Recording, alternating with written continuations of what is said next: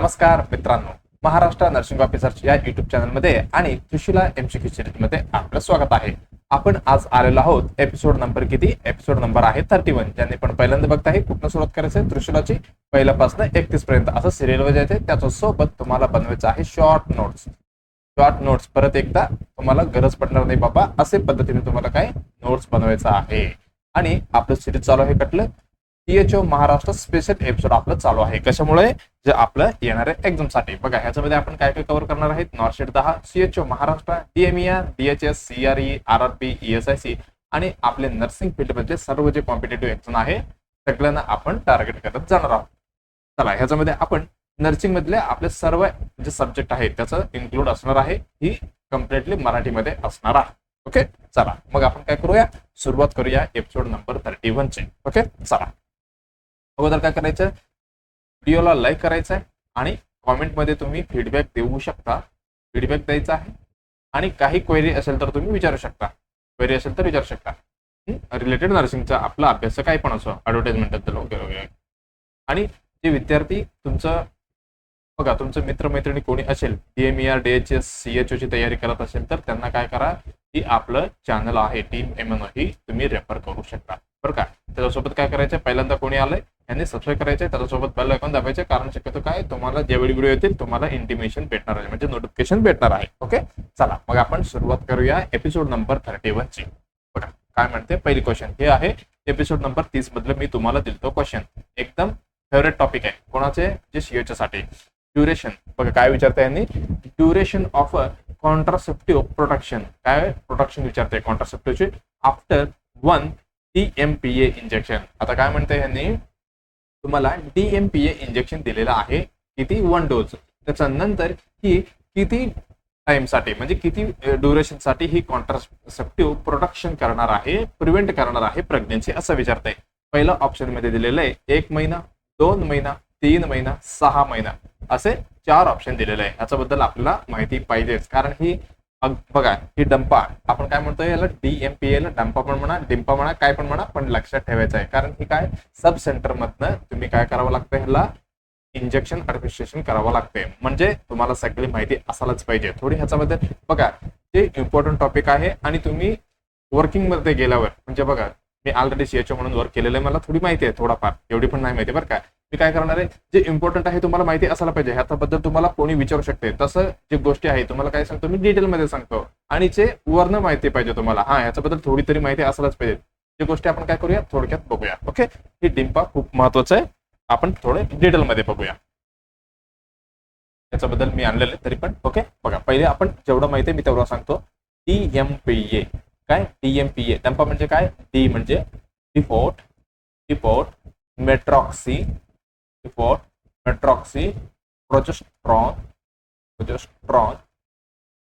Acetate, ह्याची फुल form आहे. बघा हे काय, डिंपाची किंवा डंपाची, हे काय फुल फॉर्म आहे. बघा डिफोर्ट म्हणजे काय, ही फॉर्म ऑफ ड्रग आहे. फॉर्म ऑफ ड्रग म्हणजे काय, डिफोर्ट हे झालं. आणि हे खालीचं सगळी हे काय होते, ही असणार आहे थिक.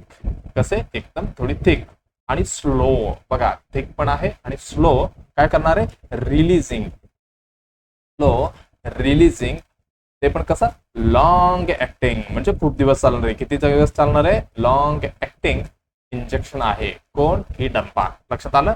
बघा याच्यामध्ये अमाऊंट किती असणार आहे, म्हणजे डोज किती असणार आहे, अमाऊंट असणार आहे ह्याच्यामध्ये 150 mg म्हणजे 150 mg इन कशामध्ये, 1 ml मध्ये. 1 ml म्हणजे किती, 150 mg असणार आहे अमाऊंट. आणि किती दिवस चालणार आहे, म्हणजे ड्युरेशन किती दिवस चालणार आहे. ड्युरेशन असणार आहे याचं 3 महिना, 3 मंथ याची असणार आहे. म्हणजे 3 महिन्याला प्रत्येक 3 महिन्याला रिपीट करावं लागतं बरं का. रिपीट एव्हरी 3 मंथ, प्रत्येक 3 महिन्याला रिपीट करायचा आहे डोस. एवढा लक्षात आलं. अजून काय म्हणू शकतो, रूट काय देणार, IV मध्ये देणार नाही, हे देणार IM. हे बघा हे गव्हर्नमेंट ऑफ इंडियाची प्रोग्राम मधला आहे बरं का. गव्हर्नमेंट ऑफ इंडियाची प्रोग्राम, एक मिनिट, गव्हर्नमेंट ऑफ इंडियाची कुठली प्रोग्राम, ते अंतरा एक प्रोग्राम आहे, हे दाखवतो तुम्हाला. त्या प्रोग्राम मध्ये हिचं काय आपण इंजेक्शन देतो, म्हणजे काय कॉन्ट्रासेप्टिव्ह इंजेक्टेबल जे आहे आपण देणार आहोत. कुठली, अंतरा ही त्याच्यामध्येच येतो. एवढं आपण बघितलं. त्याच्यामध्ये अजून बेनिफिट काय असू शकते, बेनिफिट हे घेतल्यावर काय फायदा होऊ शकते, बेनिफिट मध्ये बघा ही बेस्ट मेथड आहे. बेस्ट मेथड फॉर कशासाठी, जे ॲडव्हान्स एज आहे म्हणजे थोडी जास्त एज झालेलं आहे. ॲडव्हान्स एज फिमेल म्हणजे किती म्हणू शकतो तुम्ही, मोर दॅन 40 इयर्स, त्यांच्यासाठी थोडी बेस्ट असणार आहे. 40 आहे बरं का, सॉरी परत एकदा लिहितो कन्फ्युजन नको व्हायचं. 40 इयर्ससाठी म्हणजे जे ॲडव्हान्स एज जास्त एज आहे त्यांच्यासाठी एकदम कसं ठरणार आहे, एकदम बेस्ट ठरणार आहे. आणि सेफ असणार आहे, सेफ फॉर एनी एज, प्रत्येक एजमध्ये सेफ असणार आहे. हे झालं. त्याच्यानंतर यूज इमिडिएट आपण यूज करता येते. कधी, आफ्टर इंटरकोर्स नाही बरं का, यूज इमिडिएट आफ्टर डिलिव्हरी. तुम्ही म्हणतील हे एमर्जन्सी कॉन्ट्रासेप्टिव्ह आहे, नाही बरं का. यूज इमिडिएट आफ्टर डिलिव्हरी किंवा अजून काय, ऑपरेशन, डिलिव्हरी आणि ऑपरेशन नंतर इमिडिएटली आपण हे देऊ शकतो पेशंटला काउन्सिलिंग करून. त्याच्यानंतर काय, यूज ड्युरिंग लॅक्टेशन वेळी पण हे घेऊ शकतं, काही प्रॉब्लेम करणार नाही. आफ्टर कधी, 6 वीक नंतर वगैरे, आफ्टर अगोदर पाहिलं पाहिजे होतं, आफ्टर 6 वीक वगैरे हे आपण देऊ शकता. एवढं झालं. आता साईड इफेक्ट काय होऊ शकतो, त्याची मेन्स्ट्रुअल डिस्टर्बन्स होतं बरं का याच्यामध्ये. मेन्स्ट्रुअल डिस्टर्बन्स होते याच्यामध्ये. अजून काय, ब्रेस्ट टेंडरनेस पण होतो. ब्रेस्ट टेंडरनेस बघा हे काम कसं करतो एवढं माहिती असायला पाहिजे बरं का. ही मेन महत्वाचं तेच विचारलो मी, कुठे हे काम कसं करतो, मेकॅनिझम ऑफ ऍक्शन. हिचं जे असणार आहे ह्याच्यामध्ये काय असणार आहे, प्रोजेस्टेरॉन असणार आहे. काय असणार आहे, प्रोजेस्टेरॉन असणार आहे. ते काय करतो, ही करतो प्रिव्हेंट ओव्युलेशन. आपण लास्ट क्लासमध्ये पण बघितलेलं आहे बरं का, प्रिव्हेंट ओव्युलेशन. आणि हे कसं असणार आहे, हे अजून काय करतो, थिक करतो. कुठली, सर्वायकल म्युकोसाला म्हणून काय प्रिव्हेंट करतो इजिली, काय प्रेग्नन्सी प्रिव्हेंट करतो. इफेक्टिव्ह एकदम 99% इफेक्टिव्ह आहे बरं का, 99% काय इफेक्टिव्ह आहे, म्हणजे चांगल्या पद्धतीने आपण यूज केलं तर. हे झालं. फेल्युअर रेट किती, फक्त 1% असणार आहे. बाकीचं आपण हे स्लाइड मध्ये किती डाटा आहे तेवढं पण बघूया. बघा डाबाबद्दल काय म्हटलं आपण, लिपोडमेट्रॉक्सी प्रोजेस्टेरॉन एसिटेट ह्याचा फुल फॉर्म आहे. हे फॉर्म ऑफ ड्रग आहे, हे थिक असतो, स्लो असतो, रिलीजिंग लॉंग ऍक्टिंग आहे. आणि एकामध्ये 150 mg असतो, 1 ml मध्ये. ड्युरेशन 3 महिन्यासाठी चालतो, प्रत्येक 3 महिन्याला डोस द्यावा लागेल. IM रूटने द्यायचे. गव्हर्नमेंट ऑफ इंडियाने मध्ये अंतरा ह्या प्रोग्रामने ही चालतो बरं का. बेस्ट मेथड आहे आणि सेफ फॉर एनी एज आणि immediate after delivery operation. Use during lactation. आणि साईड इफेक्ट आहे मेन्स्ट्रुअल डिस्टर्बन्स आणि ब्रेस्ट टेंडरनेस. हे झालं. कशा पद्धतीने काम करतं हे, प्रिव्हेंट ओव्युलेशन आणि हे काय, थिक सर्वायकल म्युकस. एवढी काय साईड हे काय म्हणतो याला, मेकॅनिझम ऍक्शन. म्हणजे काय, प्रोजेस्टेरॉन नसेल तर हे काम होणार नाही असं म्हणायचं मला. म्हणजे प्रेग्नन्सीसाठी ओव्युलेशन प्रिव्हेंट होतो. एवढं लक्षात आलं. 99% हे काय, 99 इफेक्टिव्ह आहे, म्हणजे एवढी बेस्ट आहे. आणि फेल्युअर फक्त 1%. ओके चला आता नेक्स्ट बघा. हे काय, इंजेक्टेबल कॉन्ट्रासेप्टिव्ह म्हणजे काय, MPAचं new method of the contraceptive of the woman. हे काय, अंतरा. हे काय, अंतरा काय प्रोग्राम आहे बरं का. ह्या प्रोग्राम मध्ये ही चालतंय. अंतरा काय प्रोग्राम आहे, त्याच्यामधलं इथे लिहिलेलं बघा अंतरा. हेच काय, ही मला वाटतं तुम्हाला दिसत नाही, इथं तेच लिहिलेलं आहे. MPAचं डंपाच असं लिहिलेलं आहे बरं का. ही काय, रिव्हर्स ट्रायंगल काय आहे, इन्व्हर्टेड ट्रायंगल. काय, फॅमिली प्लॅनिंगचा लोगो आहे बरं का. फॅमिली प्लॅनिंगचा लोगो आहे. हे NHMचा लोगो झाला, हे सरकारचे. अजून काय म्हणता याच्यामध्ये, मला वाटतं तुम्हाला पण डिटेलमध्ये दिसेल ना, थोडी तुम्ही काय म्हणू शकता त्याला, व्हिडिओ क्वालिटी थोडी HD ठेवा, तुम्हाला इझिली दिसणार आहे बघा. प्री इंजेक्शन प्रिपरेशन काय, एन्श्योर प्रॉपर काउन्सिलिंग करायचे त्यांना. चेक वायटल फॉर द बघा, check well for the expiry date, म्हणजे जे आपण वेल देणार आहे ते एक्सपायरी डेट चेक करायचे.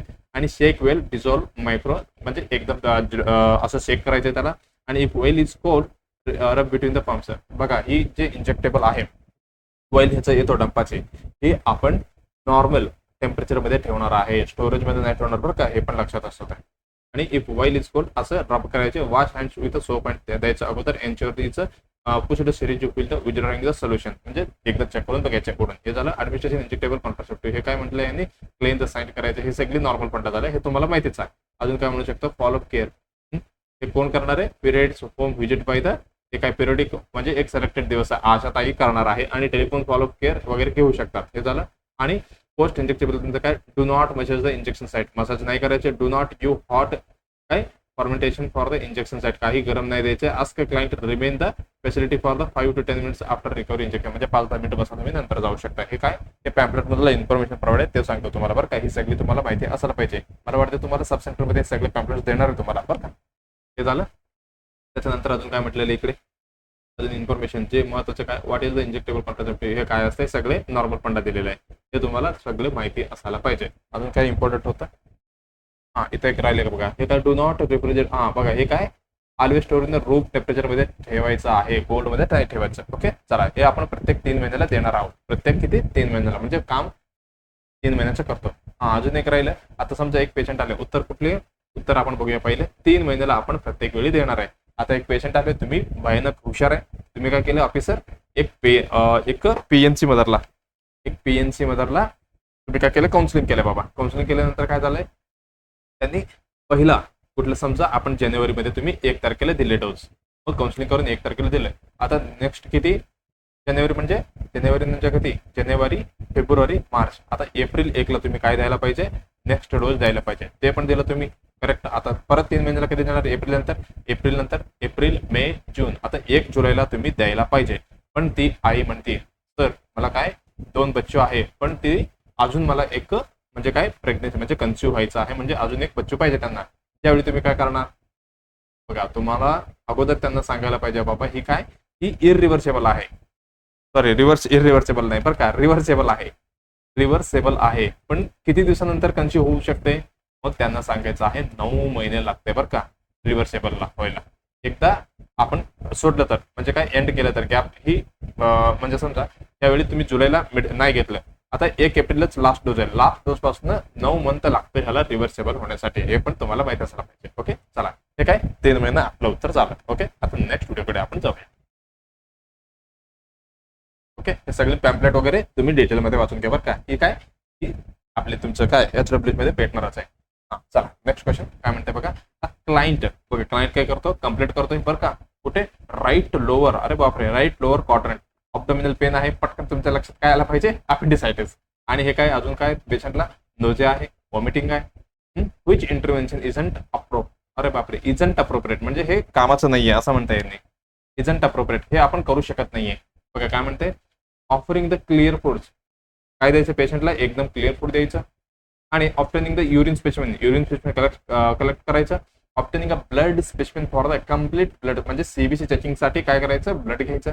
आणि assisting the client to position of comfort म्हणजे कम्फर्ट पोझिशन मध्ये पेशंटला बसवायचं. ह्याच्यामधले काय इजंट अप्रोप्रिएट म्हटलं बरं का. म्हणजे काय नॉट म्हटलेलं आहे ह्याच्यामधले एक काम नाही करायचे. ते कुठले काम नाही करायचे बघा. ऑप्शन मध्ये काय म्हटलेलं आहे राईट लोअर क्वाड्रंट म्हटलेलं आहे. अरे मी हे आणलो का. चला याच्यामध्ये आपण काय करूया डिवाइडेड बाय 3 करूया. राईट क्वाड्रंट मध्ये असे करूया.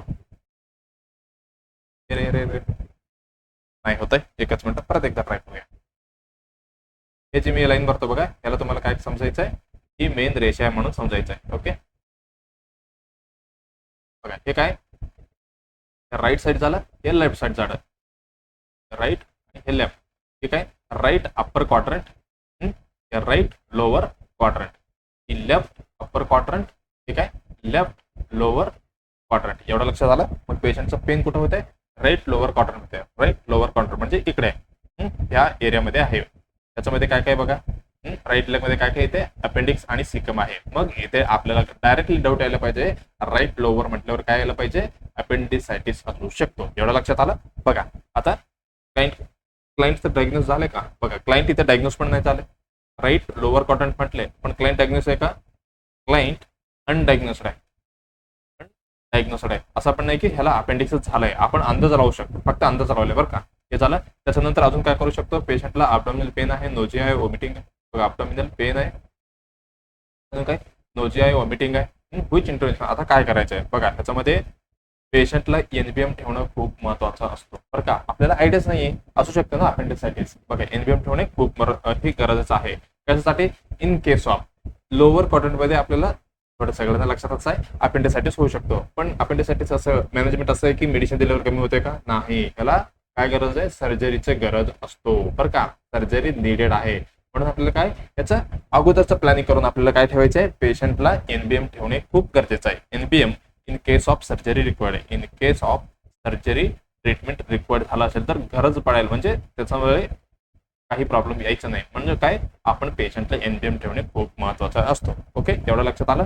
आता बघा काय काय म्हटलं ऑप्शन मध्ये, assisting the client to position of the comfort. बघा की काय बच्चू आहे का, नाही, हे पेशंट कुठले, की पेशंटला आपण क्लायंटला काय करू शकतो, पोझिशन असं देऊन कम्फर्ट मध्ये झोपू शकतो. हे कसं असणार आहे बघा, ही हेल्प करतो.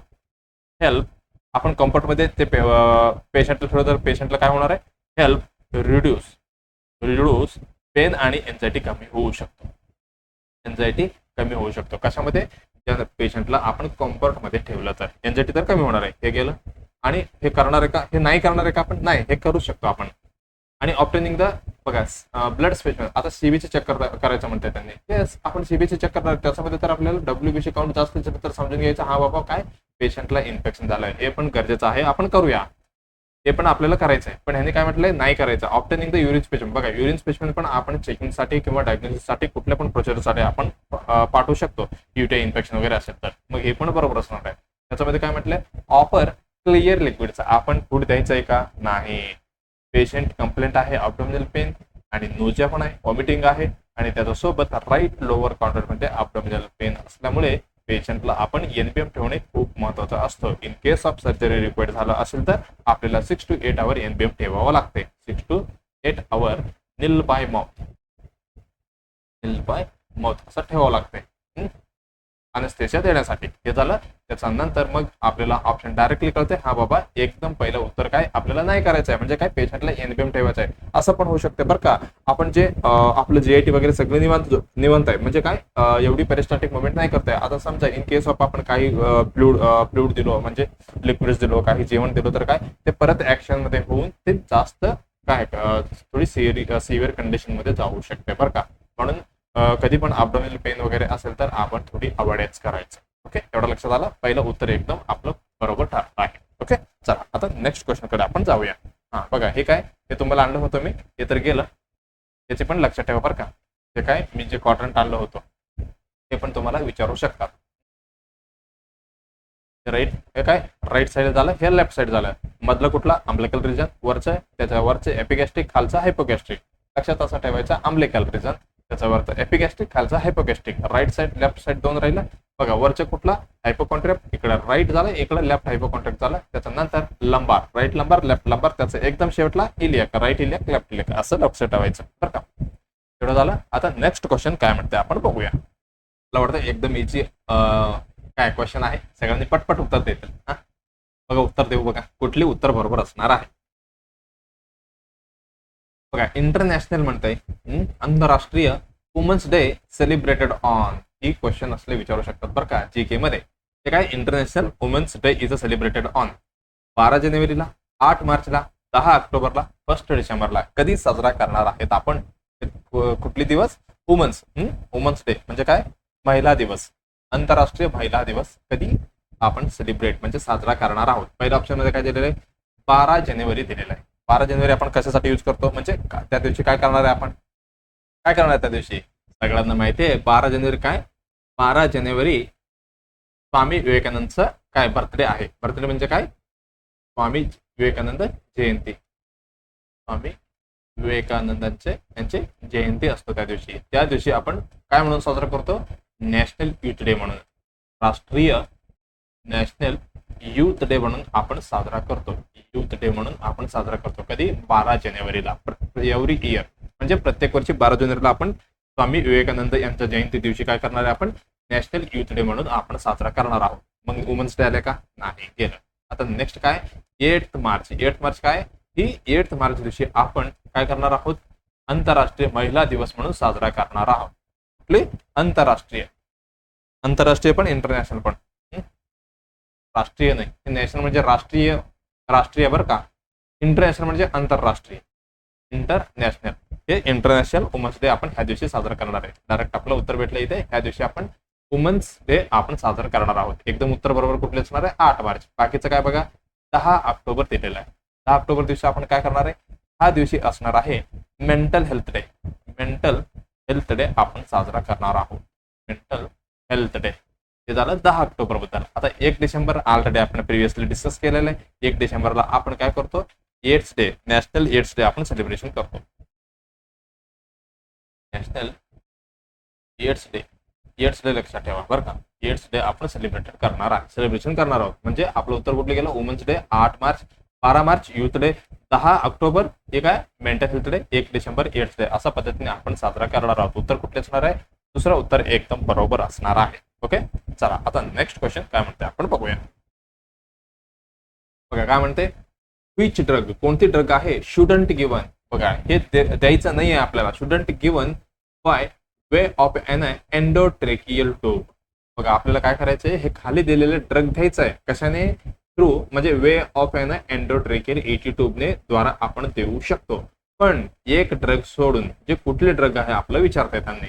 पहिला ऑप्शन मध्ये दिलेलं आहे एट्रोपिन, सोडियम बायकार्बोनेट आणि कुठले एपिनेफ्राइन आणि लोडोका म्हणजे काय झायलोकिन. ही चारही ड्रग मध्ये कुठली जे ड्रग आहेत आपण देत नाहीये. आणि म्हणजे बाकीचं म्हणजे बघा उत्तर तर एकाचं विचारलेलं, आपल्याला एक उत्तर दिलं की बाकी सगळं देणारच आहे, एवढं तर लक्षात येते. बघा ही आपलं इमर्जन्सी मधलं आहे बरं का.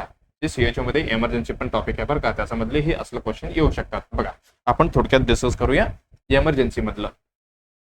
आपण इमर्जन्सी मध्ये काय होऊ शकतो, याच्याकरिता काय होतं माहिती आहे का, इमर्जन्सी मध्ये आयव्ही सेट वगैरे भेटत नाहीये. ज्यावेळी आपल्याला काय करावं लागतं, डायरेक्ट ट्रेकियामधलं एंडोट्रेकियामधलं काय करावं लागतंय, आपल्याला मेडिसिन द्यावं लागते. ज्यावेळी आपण कुठली ड्रग नाही द्यायचं एवढी लक्षात असायला पाहिजे. ते काय इमर्जन्सी कंडिशन आहे. म्हणजे काय म्हटलं मी, आयव्ही सेट. पण आयव्ही सेट आपल्याकडे नसतो, आयव्ही एक्सेस वगैरे आहे, नॉट अवेलेबल आहे, म्हणजे आपल्याकडे नाहीये इन मास कॅज्युअलिटी मध्ये वगैरे, म्हणजे खूप पेशंट वगैरे आलं तर नॉट अवेलेबल. मग ज्या सर्टन ड्रग कुठली आहे, जे सर्टन ड्रग्स कुठली आहे, ड्रग कॅन बी ऍडमिनिस्टर, आपण कॅन बी ऍडमिनिस्टर म्हणजे आपण ऍडमिनिस्ट्रेशन करू शकतो. कॅन बी ऍडमिनिस्टर कुठे, through on, administer through on ET ट्यूबने, एंडोट्रेकियल ट्यूबने आपण देऊ शकतो. हे आपल्याला माहिती असायला पाहिजे. कुठली कुठली ड्रग आहे बघा, त्याच्यामध्ये तुम्हाला काय एक लक्षात ठेवायचं आहे, काय नवेल, एक ड्रग आहे कुठली, नवेल, नवेल लक्षात ठेवायचं. हे ड्रग आपण एंडोट्रेकियल ट्यूब मध्ये देऊ शकतो. NAVE लिहितो बरं का, इथंच लिहितो. ओके, नवेल, नवेल म्हणजे काय, नलॉक्झॉन, अट्रोफिन, वॅसोप्रेसिन, एपिनेफ्राइन,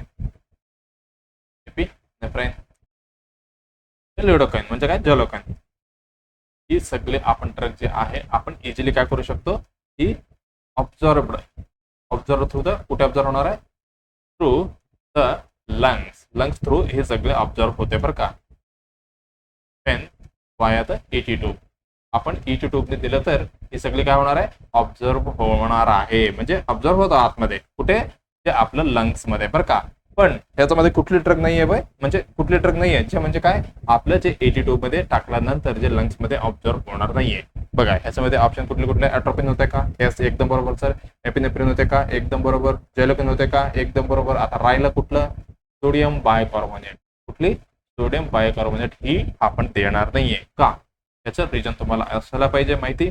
बघा सोडियम कार्बोनेट काय, याला गरज आहे आयव्ही साठी, नीड आयव्ही एक्सेस, याच्यासाठी प्रॉपर ऑब्झर्वेशन होण्यासाठी, प्रॉपर डिस्ट्रीब्युशन होण्यासाठी बरं का, सगळीकडे पसरण्यासाठी ह्याला आयव्ही सेटची गरज असतो. हे झालं. त्याच्यानंतर नॉट ऑब्झर्व ॲडिक्वेटली, म्हणून ह्याला काय करतो आपण, नॉट ॲडिक्वेटली थ्रू कुठे, थ्रू लंग टिश्यू मध्ये वगैरे होत नाहीये. म्हणून आपल्याला काय गरज आहे, ह्याला आयव्ही एक्सेस मध्ये टाकायची खूप महत्वाचं आहे. आणि अजून काय करतो, इट कॅन डॅमेज, आपलं जे एअरवे आहे इट डॅमेज, एअरवेला डॅमेज करू शकतो. ड्यू टू कसे, हे एकदम अल्कलाईन असणार आहे बरं का, अल्कलाइनिटी असणार आहे, म्हणून काय करू शकतो, डॅमेज करू शकतो. एक झालं. त्याच्यानंतर अजून काय करू शकतो, मे इनएक्टिव्ह, कोणाला, कॅटाकोलामाइनला इनएक्टिव्ह करू शकतो. कुठे, ट्रेकियामध्ये. मग ह्याला गरज आहे का आपण ट्रेकियामध्ये द्यायची, ईटी मध्ये द्यायची नाहीये. ही आपण कशा पद्धतीने देणार आहे, ही आयव्ही एक्सेसने आपल्याला द्यावं लागेल. मग आपण ईटी ट्यूब मध्ये टाकणार आहे का, नाही. मग ह्याचं उत्तर काय देणार आहे, एक त्या उत्तर जाणार आहे बी. एकदम बरोबर कुठले असणार आहे उत्तर? बी हे एकदम बरोबर उत्तर असणार आहे. ओके, चला आपण एवढं बघितलं. हा बघा, हे पद्धतीने काय एंडोट्रिकल ट्यूब अशा पद्धतीने असते बघा. इथे ट्यूब इथं टाकलेला आहे. हे काय लेन्झोस्कोप आहे. या पद्धतीने तुम्हाला काय करावं लागते, इथनं ड्रग द्यावं लागते. इथनं कुठं जाणार हे इथनं ट्रेकियामध्ये जाणार आहे. एवढं लक्षात आलं. हे झालं एअरवे. इथंपर्यंत पोहोचलं की काय सोडियम बायकार्बोनेट काय येणार आहे, काय करतो ही ऑब्झर्वेबल नाही होणार आणि काय करू शकतो, इनएक्टिव्ह करू शकतो ट्रेकियामधला कुठली कॅटाकोलामाइनला वगैरे. म्हणून आपलं हे अल्कलिनिटी असल्यामुळे काय होऊ शकतो, डॅमेज पण करू शकतो एअरवेला. एवढं लक्षात आलं. म्हणून ह्याला आपण काय करतो, अवॉइड करतो इटी ट्यूब मध्ये वगैरे देताना. एवढं लक्षात आलं. आणि त्या ट्रिक काय होतं, नेवलमध्ये कुठला नॅलेक्झॉन, ॲट्रोपिन, व्हॅसोप्रेसिन, एपिनेफ्रिन, लिडोकन म्हणजे काय जॅलोकिन, ही सगळे आपण देणार आहोत. एक्सेप्ट कोणाला सोडून, सोडियम बायकार्बोनेटला सोडून. ओके, चला आता नेक्स्ट क्वेश्चन कडे आपण जाऊया. बघा, इमेज बेस्ड क्वेश्चन आहे. आपण खूप दिवस झाले इमेज बेस्ड क्वेश्चन विसरलो असं वाटलंय मला. म्हणून परत एकदा मी घेऊन आलो तुमच्यासाठी. काय की आयडेंटिफाय द फॉलोइंग इन्स्ट्रुमेंट, म्हणजे खाली दिलेले जे तुम्हाला इक्विपमेंट दिसते किंवा जे पाईप दिसते, ट्यूब दिसते, काय दिसतं तुम्हाला, ज्याचं नाव काय आहे आणि आपण कशासाठी वगैरे यूज करतो ह्याची माहिती तुम्हाला द्यायचं आहे. ओके, बघा काय म्हणतंय, काय म्हणतो आपण ह्याला आपण म्हणणार आहोत काय, LMA. काय म्हणणार आहे आपण, LMA. एल म्हणजे काय, लॅरेंजियल. एम इथं मास्क सारखं आहे ना, म्हणून काय याला म्हणतो आपण मास्क एअरवे. काय म्हणतो आपण, लॅरेंजियल मास्क एअरवे, LMA. हे नंबर मध्ये येतं बरं का, 0, 2 म्हणजे 1, 2, 3 असे 4 पर्यंत. जे डिपेंड ऑन कसं पद्धतीने जे पेशंट असतो त्याचं एज अनुसार हे बदलते बरं का. हे झालं LMA बद्दल. हे कशासाठी आपण यूज करतो, ही असणार आहे सुपर ग्लोटिक. म्हणजे काय, आपलं हे बघा ग्लोटिक त्याचं वरती असणार आहे, ओकल कॉर्डच्या वरती. सुपर ग्लोटिक एअरवे डेव्हिस आहे. Airway device, super glottic airway device आहे. ती आपण कुठे प्लेस करणार आहे, placed above the vocal cord, above vocal cord वरती. हे दाखवतो डायग्राम वरती बरं का. वोकल कॉर्ड वरती आपण ही बसवणार आहे. कशासाठी, टू मेंटेन एअरवे मेंटेन करण्यासाठी. कधी बाबा, एअरवे कधी, ड्युरिंग इमर्जन्सीमध्ये आणि अनेस्थेशियामध्ये. अनेस्थेशिया दिल्यावर, अनेस्थेशिया अजून काय, इमर्जन्सीमध्ये आपण ही यूज करू शकतो LMA साठी. म्हणजे LMA आपण हे यूज करू शकतो. एवढं झालं. त्याचं इंडिकेशन काय, कधी हे यूज करायचं. इंडिकेशन GA वगैरे मध्ये पण यूज करतात बरं का. म्हणजे ते कुठली म्हणतो, आपलं छोटी जे सर्जरी वगैरे असतात, मायनर सर्जरी वगैरे, ज्यावेळी वगैरे आपण यूज करतो. म्हणू शकतो आपण शॉर्ट सर्जरी अंडर GA वगैरे द्यायचं असेल तर त्याचा यूज करतो आपण. आणि अजून काय डिफिकल्टी असेल तर अजून काय, फेल्ड इंट्युबेशन वगैरे फेल झालं तर हे लागणार आहे आपल्याला. इंट्युबेशन फेल झालं तर काय करणार आहे, LMA टाकणार आहे. हे झालं. त्याच्यानंतर इमर्जन्सी एअरवे मॅनेजमेंट हे सगळी इमर्जन्सीचं क्वेश्चन आहे बरं का, CH साठी. हे झालं. त्याच्यानंतर कॉन्ट्राइंडिकेशन काय, एस्पिरेशन, रिस्क ऑफ एस्पिरेशन होऊ शकतं बरं का ह्याच्यामध्ये. रिस्क ऑफ एस्पिरेशन आहे. आणि अजून काय, अप्पर एअरवे ऑब्स्ट्रक्शन असेल तर टाकू शकतो का आपण, नाही. बरं, एअरवे ऑब्स्ट्रक्शन हे काय, सगळी हे कॉन्ट्रा इंडिकेशन आहे. अजून काय म्हणू शकतो आपण, प्रेशर, हाय प्रेशर वगैरे मध्ये ज्यावेळी आपण टाकणार नाहीये. तेवढं लक्षात आलं. चला, याचं नाव काय होतं, laryngeal mask airway super glottic airway device आहे. आपण प्लेस करणार आहे above vocal cord to maintain the airway during the anaesthesia किंवा इमर्जन्सी वेळी. आणि शॉर्ट टाइम जे अंडर GA मध्ये सर्जरी वगैरे करणार आहे ज्यावेळी आपण यूज करतो. आणि डिफिकल्टी होतो किंवा फेल्ड होतो इंट्युबेशन ज्यावेळी पण यूज करणार आहे. आणि इमर्जन्सी एअरवे मॅनेजमेंट मध्ये वगैरे यूज करणार आहे. बघा, ह्या पद्धतीने आपल्या इन्सर्ट करणार आहे. ETT डेप्थ मार्कर असं आहे. ह्या पद्धतीने आपण इथे टाकलो बघा. इथपर्यंत पोहोचलेला आहे MA. इथे वोकल कॉर्ड आहे, वोकल कॉर्डचे वरती असं टाकणार आहे. हे कुठली पोझिशन आहे बघा. आपल्याला अशा पद्धतीने हे काय करायचं असतं, स्निपिंगच ना, राईट, स्निपिंगच स्निपिंग पोझिशन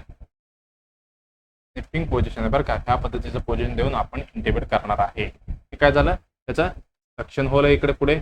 बघा, हे कप आहे आणि एअरवे ट्यूब आणि गॅस्ट्रिक लुमेन, व्हाईट ब्लॉक इथे वाईट ब्लॉक आहे आणि 15 mm काय कनेक्टर आहे. ही काय फिक्स आहे, स्टँडर्ड आहे, ही बदलत नाहीये बरं का. हे झालं. आणि पहिलं ट्यूब आहे त्याचा पायलट बॉलून हे चिव आहे बघा. ह्याच्यामध्ये अजून काय महत्वाचं आहे, त्याची ॲडव्हान्टेज आहे बरं का.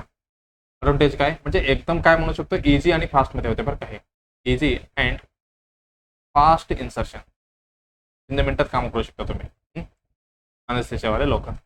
इझी अँड फास्ट इन्सर्शन झालं. आणि लेस एअरवे स्टिम्युलेशन, लेस एअरवे स्टिम्युलेशन लागते, लेस एअरवे स्टिम्युलेशन. काय लेस कपिंग, कपिंग वगैरे जास्त असेल तर काय करू शकतो आपण, ही टाकू शकतो बरं का. हे झालं. त्याच्यानंतर अजून काय, can be used without muscle relaxation, muscle relaxation न देता पण ह्याला यूज करता येते. हे झालं. त्याच्यानंतर अजून काय, कशा पद्धतीने आपल्याला ही करायचं आहे बघा. पहिला काय, पेशंटला कुठली पोझिशन होता तर जस्ट दाखवलं मी, स्नेपिंग पोझिशन द्यायचं आहे. स्नेपिंग पोझिशन द्यायचं पहिला. ते झालं पहिला स्टेप. त्याच्यानंतर काय करणार, हे मास्कला लुब्रिकेट करणार. कुठे गेलं मास्क आपला, हे मास्कला काय करणार, लुब्रिकेट करणार. Lubricate mask. आणि नंतर काय करणार, इन्सर्ट करणार. Insert along hard palate, insert along hard palate त्याच्यासोबत टाकायचं बरं का. कधीपर्यंत, अंटिल रेजिस्टन्स पर्यंत. इथे आहे बघा, ठीक आहे, हार्ड पॅलेट आहे बरं का. एवढं झालं. त्याच्यानंतर अजून काय म्हणू शकतो आपण, त्याच्यानंतर कपला जे आहे आपल्या कपला आपण इनप्लेट करायचं आणि कन्फर्म करायचं प्लेस. एवढं झालंय ह्याचं कन्फर्म प्लेसमेंट. बघा ह्याची प्लेसमेंट कसं चेक करू शकता तुम्ही, चेस्ट राईज वगैरे बघून.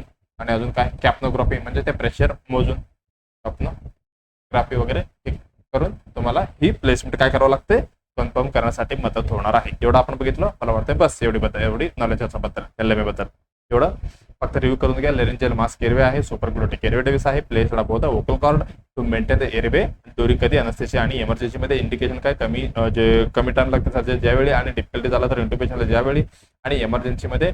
आणि रिस्क एक्सप्रेशन आहे. आणि अप्पर काही प्रॉब्लेम असेल तर आपण करता येणार नाही, ही कॉन्ट्रा इंडिकेशन आहे. आणि ॲडव्हान्टेज काय ह्याचं, इझी आहे आणि एकदम फास्टमध्ये होते आणि लेस एअरवे स्टिम्युलेशन लागते आणि can be used without muscle relaxation न देता पण आपण हे करू शकतो. आणि स्टेप कसं आहे, एकदम पेशंटला स्निपिंग पोझिशन द्यायचं आणि लुब्रिकेट करायचं पुढच्या मास्कला आणि इन्सर्ट करायचं. त्याच्यासोबत हार्ड पॅलेट पाहिजे बरं का. असंच आपण आत गेल्यापर्यंत अंटिल रजिस्टर पर्यंत आपल्याला इन्सर्ट करायचं.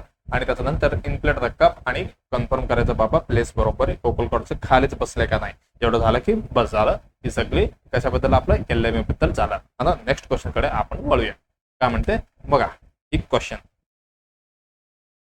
व्हॉट्स ॲन इव्हेंट. बघा हे इव्हेंट केलेलं आहे, दॅट इन्व्हॉल्व फिवर म्हणजे कमी असायला पाहिजे 100 पेक्षा कमी विक्टिम स्क्वॉटाचं. बघा काहीतरी इव्हेंट केलेलं आहे, त्याच्यामध्ये इन्व्हॉल्व फिवर म्हणजे फ्यू त्याच्यापेक्षा कमी 100 विक्टिम स्क्वॉट. त्याला आपण काय म्हणतो, multiple client incident, multiple casualty incident, mass casualty incident, mass client incident. बघा त्याच्यामध्ये कुठली जे बरोबर उत्तर ठरणार आहे. बघा एक इन्सिडेंट घडलेला आहे किंवा इन्सिडेंट, ह्याच्यामध्ये प्रत्येकमध्ये इन्सिडेंट बघा सगळ्यामध्ये इन्सिडेंट आहे. आणि त्याच्यामध्ये मल्टिपल आहे, मल्टिपल मास असं दिलेलं आहे. इथे क्लायंट दिलेलं आहे, ह्याच्यामध्ये कॅज्युअलिटी दिलेलं असं पण दिलेलं आहे. बघा ह्याच्यामध्ये काय, इन्सिडेंट तर घडलेलंच आहे. त्याच्यामध्ये आपल्याला फक्त मल्टिपल आणि मास मध्ये डिफरन्स आपल्याला समजलं तर ह्याचं उत्तर आपल्याला भेटणार आहे. बघा 100 पेक्षा कमी जणांचा इन्सिडेंट झालेला आहे. ओके चला मग आपण एक हे बघूया ऑप्शन मध्ये. हे काय म्हटलंय, मल्टिपल क्लायंट इन्सिडेंट, शेवटचं दिलंय मास क्लायंट इन्सिडेंट. असं नावाचं काही स्टँडर्ड इन्सिडेंट नाहीये बरं का. क्लायंटचं नाव येत नाही, क्लायंट असं येत नाही. ओके आता दुसऱ्या ऑप्शन मध्ये काय दिलेलं आहे, multiple casualty incident, mass casualty incident. ही दोन्ही मध्ये आपल्याला डिफरन्स बघायचा आहे. पहिलं काय करूया आपण, मल्टिपल कॅज्युअलिटी इन्सिडेंट बघूया. मल्टिपल कॅज्युअलिटी इन्सिडेंट,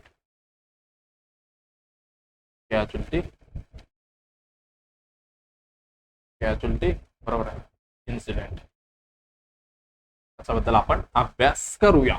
चला बघा ह्याचं मिनिंग काय होतं, कॅज्युअलिटी काय मल्टिपल कॅज्युअलिटी इन्सिडेंट. बघा ह्याच्यामध्ये काय आहे, त्याच्यामध्ये इन्व्हॉल्व होणार आहे, इन्व्हॉल्व अ स्मॉल, कमीपासनं स्मॉल टू मॉडरेट काय म्हणतो बघा मी, स्मॉल टू मॉडरेट नंबर ह्याच्यामध्ये इन्क्लूड आहे. Number of victims, number of कोण विक्टिम्स याच्यामध्ये असणार आहे. युजली किती, युजली फ्युअर दॅन म्हणजे कमी असणार आहे. फ्युअर दॅन किती, 100 पेक्षा कमी असणार आहे. कशामध्ये, मल्टिपल कॅज्युअलिटी इन्सिडेंट मध्ये. हे कसं आहे, स्मॉल टू मॉडरेट असं पद्धतीचे इन्सिडेंट आहे. एवढं झालं. त्याच्यानंतर ही काय, कॅन टायपिकली, की टायपिकली काय होणार आहे, मॅनेज होणार आहे. काय होणार आहे, टायपिकली be managed bye, B managed bye कोणाकडनं, जे लोकल एमर्जन्सी टीम वगैरे असतात.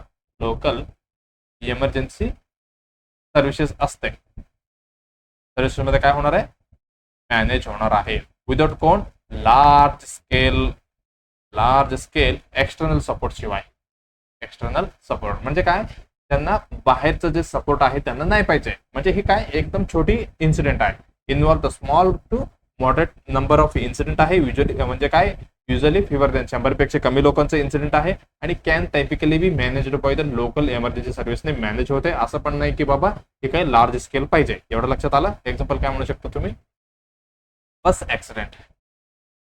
बस ऍक्सिडेंट ह्याच्यामध्ये किती, एक 5 ते 25 20 असं एवढ्या लोकांचं काय इन्सिडेंट झालं असतं. त्याचं ते कशामध्ये येतो, मल्टिपल कॅज्युअलिटी इन्सिडेंट मध्ये येतो. एवढं लक्षात आलं. ओके, चला आता नेक्स्ट काय होतं, मास कॅज्युअलिटी इन्सिडेंट. बघा, multiple casualty incident, mass casualty incident. मास म्हणजे काय, एकदम भयानक, भरपूर.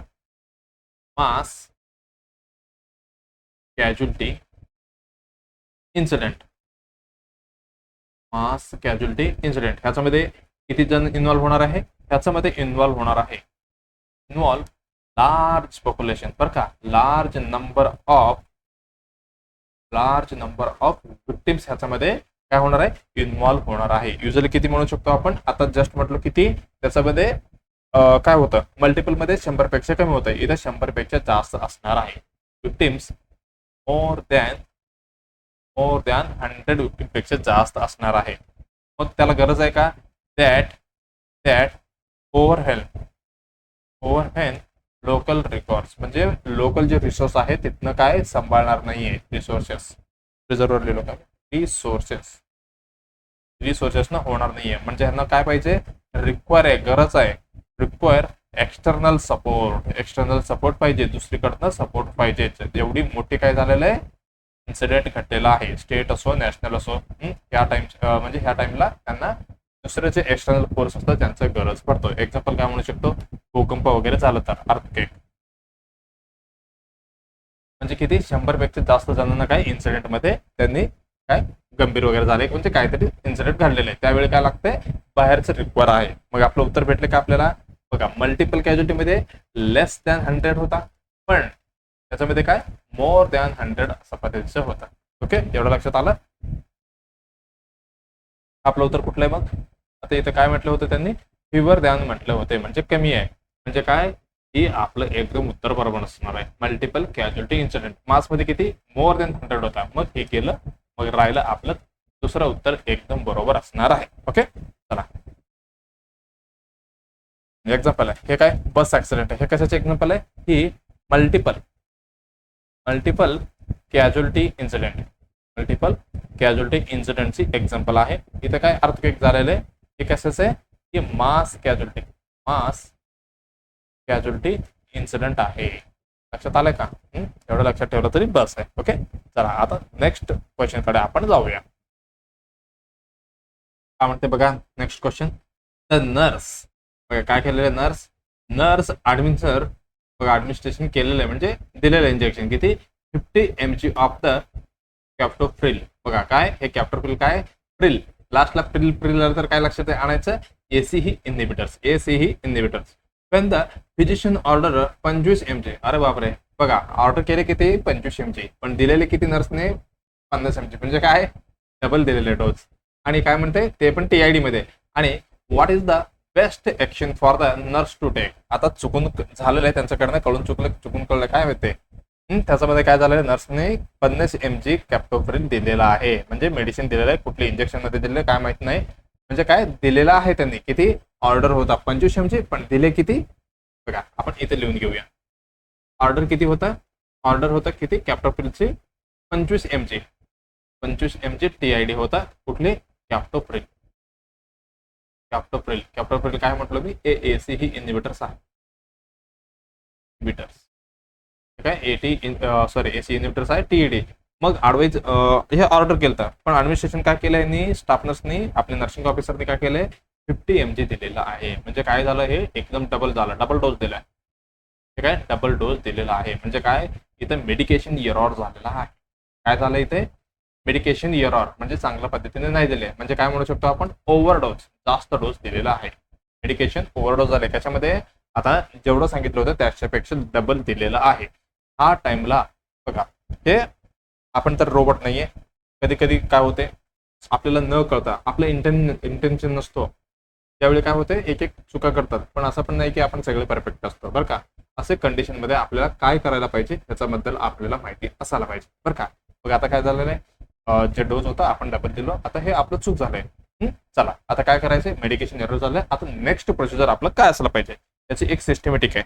चला, जे आपलं स्टेप 1 काय असायला पाहिजे, हा बाबा असं असं माझ्याकडून चूक झालंय, मी काय केलो, डबल डोस दिलेलो आहे, द्यायला पाहिजे होता अर्धा आणि दिलो फुल. मग आता काय करायचं, इमिडिएटली त्याच्यानंतर आपल्याला करायचंय इमिडिएट नर्सिंग ऍक्शन करायचं का नाही, इमिडिएट नर्सिंग असेसमेंट करायचंय.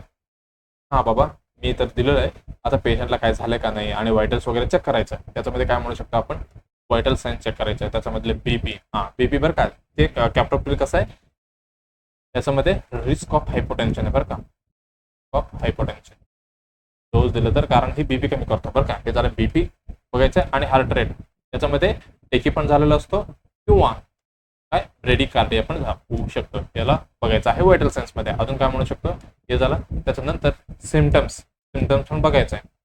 असेसमेंट आहे बरं का, हे सगळे सिमटम्स आपल्याला बघायचे आहे. त्याच्यामध्ये काय होऊ शकतो, याच्यामध्ये हे कुठले ड्रग म्हटलं, AC इनहिबिटर्स, याच्यामध्ये होऊ शकतो हायपोटेन्शन म्हटलं मी ऑलरेडी, याच्यामध्ये लिहिलो का, राहू द्या लिहिलो आता. हायपोटेन्शन असू शकतो आणि इम्पेअरमेंट असू शकतो, कशाची, रेनल इम्पेअरमेंट. सगळे काय याची साईड इफेक्ट असणार, म्हणजे इफेक्ट सिमटम्स दिसणार आहे. हे झालं. त्याच्यानंतर अजून काय, जे लॅब रिपोर्ट आहे ते पण आपण यूज करू शकतो. लॅब मॉनिटरिंग हे सगळे स्टेप 1 मध्ये. त्याच्यानंतर आपल्याला करायचंय, तर असं तुम्ही एवढं कसं काय, डॉक्टर साहेबने काय दिलं तर आपल्याला एवढी डोस दिली, तर मी काय केलं सरजी, तुम्ही सांगितलेल्या अनुसार मी काय डबल देऊन टाकलो. नोटिफाय द फिजिशियन, डॉक्टरला सांगायचं. त्यांनी काय म्हणतील, जे रिपोर्ट वगैरे त्याला आपल्याला मेडिकेशन म्हणजे काय करायचं, रिपोर्ट करायचं काय, तर असं असं मेडिकेशन एरर झालेला आहे. मेडिकेशन एरर म्हणजे काय, ओव्हरडोस झालेला आहे. कुठली ओव्हरडोस आपण दिलेला आहे. आता डॉक्टर येतील, चेक करतील, त्यांनी भरतील. ते झालं. पहिलं आपल्याला इमिडिएट नर्सिंग असेसमेंट करायचं, त्याच्यानंतर नोटिफाय करायचं. एवढं लक्षात आलं. आता थर्ड स्टेपमध्ये आपल्याला काय करावं लागते, की जे दिलेलं आहे अवॉइड इंडिपेंडेंट इंटरव्हेन्शन बरं का.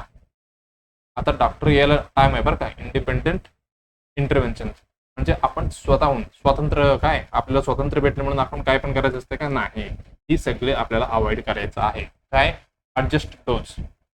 मी काय केलो, आता TID होतं 25 होते ना, ते आपण 50 दिलो, 150 दिलो. आता काय डबल डोस झाले ना, उद्यासाठी आपण डोस नाही द्यायचं. मग बरोबर होते. असं करायचंय का, नाही. हे ऍडजस्ट डोस नाही करायचं. डोस आणि ड्रग ऍडजस्ट नाही करायचं, आपल्या स्वतःच्या मर्जीने. आणि अँटागोनिस्ट वगैरे जे त्याचं कुठली पण ड्रग असतो, त्यांचं अँटीडॉट किंवा अँटागोनिस्ट वगैरे नाही द्यायचं बरं का, बिना डॉक्टरचे ऑर्डरने.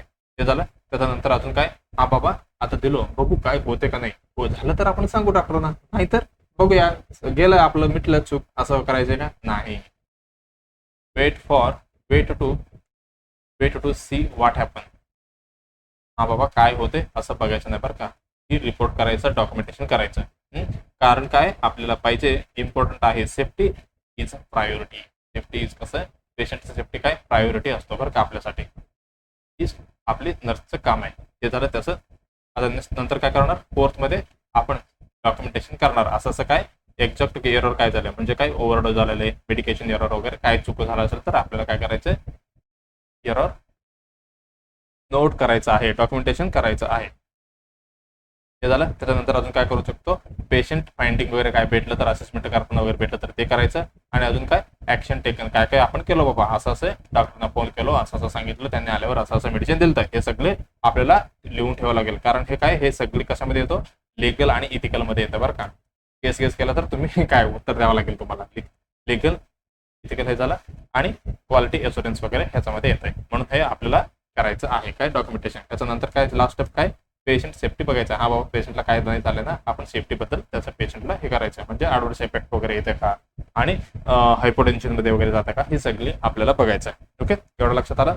बघा पेशंट काय होता 25 mg द्यायला पाहिजे होता, आपण डबल डोस दिलो, मेडिकेशन एरर झाला ओव्हरडोस. त्याच्यामध्ये आपल्याला पहिल्यांदा काय केलं आम्ही इमिडिएटली नर्सिंग असेसमेंट केलं. हा बाबा ह्याचं बीपी वाढले का, हायपरटेन्शन कमी झाले का, हार्ट रेट कमी जास्त झाले का आणि सिम्पटम्स काही दिसलं का, लॅब मॉनिटरिंग वगैरे केलं आपण, शुगर वगैरे कमी झालं का, ह्या पद्धतीचं काही पण करू शकतो. म्हणजे जे ड्रग रिलेटेड आहे ते आपण चेक करू शकतो. त्याच्यानंतर आपण असेसमेंट केल्यानंतर डॉक्टरला सांगायचं असं असे रिपोर्ट करायचं की मेडिकेशन एरर झालेलं आहे, तुम्हाला फाइंडिंग वगैरे काय दिसत असेल तर ते पण ते डॉक्टरला सांगायचं आहे. त्याच्यानंतर जे इंडिपेंडेंटली आपण करू शकतो. हा फोन किती झाला आता 0 मिनिटं तर नाही येणार, म्हणजे थोडी टाइम लागणारच आहे. त्याच्यावेळी काय करायचं म्हणजे आलं नसेल तर पण डॉक्टर न सांगता मी ऍडजस्ट करतो ड्रग आणि आता मी चुकीने दिलेलं पेशंट त्याचा अपोजिटचा ड्रग म्हणजे अँटागोनिस्ट वगैरे देतो, असं चुकीचं नाही करायचं बरं का. सेफ्टीचा प्रायोरिटी आपण करायला अजून काय झालंय ओव्हरडोस झाले त्याचा अनुसार परत दुसरी डोस दिला तर ते पण जे पेशंटला काय प्रॉब्लेम क्रिएट करू शकतो, असं आपण करायचं नाहीये. एवढं सगळं काय फॉलो करायचं आपल्याला स्टेप. अवॉइड इंडिपेंडेंट वे हे झालं. त्याच्यानंतर डॉक्युमेंटेशन करायचं, त्याच्यानंतर पेशंट सेफ्टीबद्दल आपल्याला प्लॅनिंग करायचं. हे झालं कशावेळी action to be the nurse taken, कशावेळी हे काय फिजिशियन मेडिकल एरर झाल्यावर, मेडिसिन एरर झाल्यावर. मग आपलं उत्तर कुठले असणार आहे बघूया. चला पहिलं काय म्हटलंय withhold the next dose. बघा विथ होल्ड करा next dose to equalise the plasma concentration. आता काय करायचं, आता तुम्ही दिले 50 mg, आता दुपारपर्यंत द्यायचं, 3 वेळा द्यायचं आहे ना, मग दुपारपर्यंत थांबूया आपण, बरोबर प्लाझ्मामध्ये कॉन्सन्ट्रेशन होऊन बरोबर होते. असं करायचं आहे का नाही, आपण स्वतः इंडिपेंडेंट हे करायचं नाहीये. आणि give an antagonist medication and notify दिल्यावर हे करायचं म्हणजे फिजिशियनला सांगायचं, असं नाही करायचं, त्यांनी सांगितल्यावरच द्यायचं. आणि wait to see what the effect does producers. हा थांबा आपण बघूया काय होते का, असं करायचं का नाही. मग आपल्याला करायचं काय कॉल द फिजिशियन आफ्टर, झाल्यावर काय झाल्यावर आपलं परफॉर्मिंग आहे ना असेसमेंट झाल्यावर आपल्याला काय करायचंय डॉक्टरना सांगायचंय बाबा असं असं काय माझ्याकडनं मेडिकेशन एरर झालेलं आहे, तुम्ही त्याचं पुढचं कारवाई करा. ओके, हे झालं ह्याच्याबद्दल. उत्तर आपलं बरोबर आहे कुठले, दुसरं आपलं उत्तर एकदम बरोबर असणार आहे. ओके, चला आता नेक्स्ट क्वेश्चन कडे आपण जाऊया. बघा काय म्हणते नेक्स्ट क्वेश्चन, काय म्हणते क्वेश्चन द ट्रान्समिशन. बघा काय म्हणते the transmission of a receivers reaction. बघा काय म्हणते the transmission of a receiver reaction back to sender is known as. म्हणजे काय झालेलं आहे ट्रान्समिशन झालंय रिसिव्हरचं आहे, म्हणजे रिसिव्हर कडनं परत रिॲक्शन भेटलेलं बॅक टू द सेंडर. म्हणजे काय ते सेंडर आहे, तुम्ही रिसिव्हर आहे समजा. हा बाबा जेवण केलंय का, तुम्ही म्हणणार हो मी जेवण केलं. म्हणजे काय तुम्ही रिटर्न मध्ये मला रिॲक्शन दिले. हा म्हणजे काय तुम्हाला समजलं आणि तुम्ही रिसिव्ह केलं, रिसिव्ह करून परत जे मला दिले त्याला आपण काय म्हणतो, कन्सिडरेशन म्हणतो का, फीडबॅक म्हणतो का, सजेशन म्हणतो का, कंप्लेंट म्हणतो. बघा ह्याला आपण कम्युनिकेशन याच्यामध्ये काय म्हणू शकतो, कम्युनिकेशन जे आपले एलिमेंट्स आहे त्याच्यामध्ये आपण काय म्हणतो ह्याला कम्युनिकेशन प्रोसिजरमध्ये. कम्युनिकेशन म्हणजे काय काही आयडिया आणि काही इन्फॉर्मेशन काही गोष्टी असो ही एक व्यक्तीपासून दुसऱ्या व्यक्तीपर्यंत जो पोहोचवतो किंवा शेअर करतो त्याला आपण काय म्हणतो कम्युनिकेशन म्हणणार आहे. बघा ह्याच्याबद्दल आपण कम्युनिकेशनचा एलिमेंट आणलेलं आहे. एकच मिनिट कुठे गेला आपला त्याचं, हे काय एलिमेंट्स ऑफ काय कम्युनिकेशन. ह्याच्यामध्ये काय हे सेंडर आहे म्हणजे मेसेज जो इनिशिएट करतो, काय म्हणू शकतो आपण हे इनिशिएट करतो. हे काय करणार आहे इनिशिएट करणार आहे मेसेजला. मग ही काय एन्कोडिंग पण असतो म्हणजे ह्यालाच माहिती असतो बरं का. ही काय मेसेज एन्कोडिंग म्हणजे काय म्हणू शकतो, जे एन्कोडिंग झाल्यानंतर ही एक काय म्हणतात त्याला एक शब्द आहे बघा ह्याच्यामध्ये एन्कोडिंग डिकोडिंग म्हणजे दुसऱ्यांना कळणार नाही ते पर्यंत. म्हणजे हे काय एन्कोडिंग असणार, ही मेसेज म्हणजे काय त्याच्यामध्ये काय असणार आहे एक इन्फॉर्मेशन असणार आहे, त्याच्यामध्ये असणार आहे इन्फॉर्मेशन असणार आहे, इन्फॉर्मेशन आयडिया अजून काय म्हणू शकतो तुम्ही फिलिंग. हे काय हे मेसेज आहे, हे काय डिकोडिंग यांनी रिसिव्ह करून घेणार. हे काय रिसिव्हर कोण आहे, हे कोण आहे अ पर्सन हू रिसिव्ह आणि interpret the message. Interpret the message म्हणजे ह्यांना कळणार आहे म्हणजे काय ह्यांनी डिकोड करून घेणार आहे जे मेसेज आहे. हे झालं बघा इझिली लक्षात ठेवायचं. एक सेंडर आहे एन्कोडिंग मेसेज डिकोडिंग रिसिव्ह ह्या पद्धतीने असणार आहे. काही बोललं तर ते इथं एक्सेप्ट करून परत ते उत्तर देतात म्हणजे ह्याला काय म्हणणार आहे आपण फीडबॅक म्हणणार आहे. एवढं लक्षात आलंय का. आपण काय म्हणू शकतो the response of receiver. The response of receiver कडनं चालेल ना हे. रिसिव्हरने जे उत्तर देते त्याला आपण काय म्हणतो फीडबॅक म्हणणार आहे. रिसिव्हर एवढं झालं की बॅक कोणाला देणार आहे बॅक टू जे अगोदर विचारलं होतं सेंडर त्याला देणार आहे. त्याला आपण काय म्हणतो फीडबॅक म्हणणार आहे. एवढं लक्षात आलं. सेंडर म्हणजे काय, जो इनिशिएट करतो, म्हणजे जे मेसेज शेअर करणार आहे. एक एन्कोडिंग मध्ये करणार. मेसेज म्हणजे काय, काही इन्फॉर्मेशन. डिकोडिंग म्हणजे त्यांना समजून घेणार आहे. हे काय, हे 4 प्रकारचे काय, 1 2 3 4 किती झाले, 5 झाले का 6 झाले, हे काय एलिमेंट्स ऑफ द कम्युनिकेशन असणार आहे. मग आपलं उत्तर कुठे जाणार आहे, कंप्लीट आहे का, नाही. सगेशन पण नाही, कन्सिडरेशन पण नाही. मग आपलं उत्तर असणार आहे काय, फीडबॅक. फक्त एवढं लक्षात ठेवायचं, हे सेंडर आहे आणि हे काय, एक मेसेज किंवा काय एन्कोडिंग करून कुठे पाठवणार आहे, एक मेसेजद्वारे, म्हणजे काही इन्फॉर्मेशन काय करणार आहे, पाठवणार आहे. कोणाला, की डिकोडिंग मध्ये.